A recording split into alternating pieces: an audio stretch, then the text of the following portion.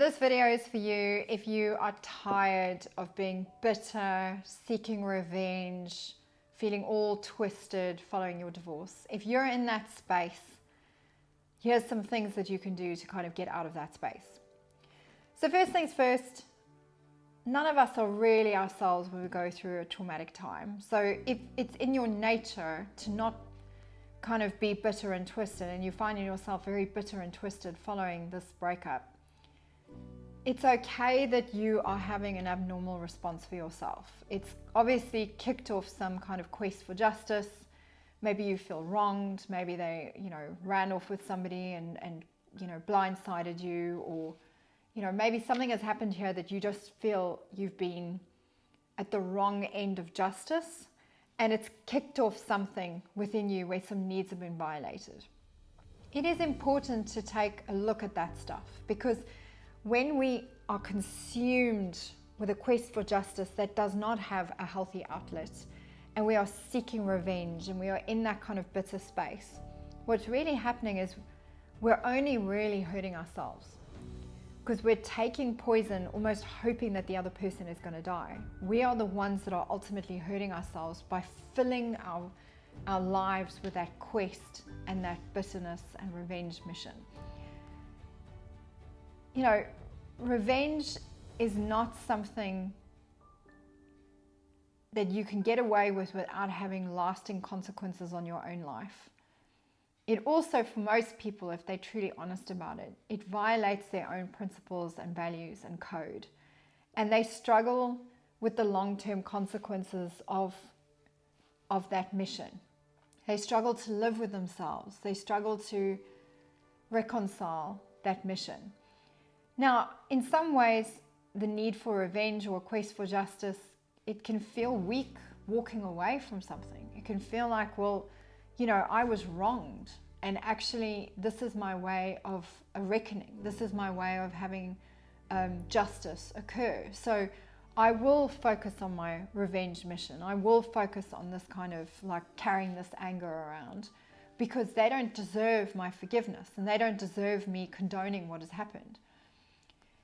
Getting to a space of forgiveness and letting things go and reaching a place of calm and measure within your life again is not actually about condoning what has happened. You can get to that place of peace without being okay with what happened. Being okay with what happened is not the goal. So it's not about saying what happened is okay. You can say what happened is not okay. I will probably never be okay with what happened. But I don't want to be connected and dragged down by it anymore. I don't want to be associated with the suffering associated with that. I don't want to be taking this poison hoping somebody else is going to die. I don't want to be suffering and full of this vengeance and awfulness, because actually that's not who I am as a person. To be in that space where you can release yourself from that kind of quest of justice mission, you need to let go of that need to be right, the need to win, the need that XXX will equal the result that I'm looking for here. As long as you are continuing that mission and continuing that that's what justice will look like, and only when that happens will I truly release this.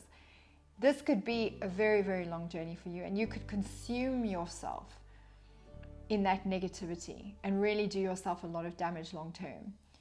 People that I work with, it's weird.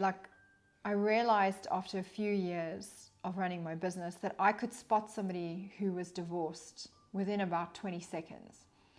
And the sad reality was the person that was divorced, they had a pointed face, had a real bitterness carved into their face. And I could tell you were really wronged, you were really hurt by somebody. You've not got over that. And when you can clock that so quickly, it's very, very sad, because obviously that person hasn't processed what's occurred. Their focus has been on their unwillingness to adjust to what has happened. Their focus has been that it's not right that they should have to adjust to what's happened. But we can only heal and move on when we accept what's happened, are willing to adjust, and can do so in a space of self-compassion. When these three things are not in place, you cannot heal and you cannot move on. So a quest for justice is linked to an unwillingness to adjust to what's happened. It's linked to learning defiance. In that space of defiance, you think you're helping yourself by digging in and going, I will not accept what's happened. I will not condone what's happened, because you're confusing acceptance with condonement. We can accept reality without condoning what's happened. We can say, look, he cheated on me. I don't agree that he cheated on me, but I have to accept it because it happened. Yeah, I've got to accept that that's what happened. What happened happened. I don't have a time machine. I can't undo it. It happened. It is what it is. Okay, that's acceptance. Being okay with it, well, I may never be okay with the fact that he cheated on me. It hurt that he cheated on me. It sucks that he cheated on me. However, him cheating on me has a repercussion on my life, and it's now my job, although it's not my fault that what happened, it is my responsibility to now deal with this. I actually now need to adjust accordingly. So by accepting that I need to adjust, and by accepting and taking responsibility that it's for me to kind of move on, I'm now not in learning resistance.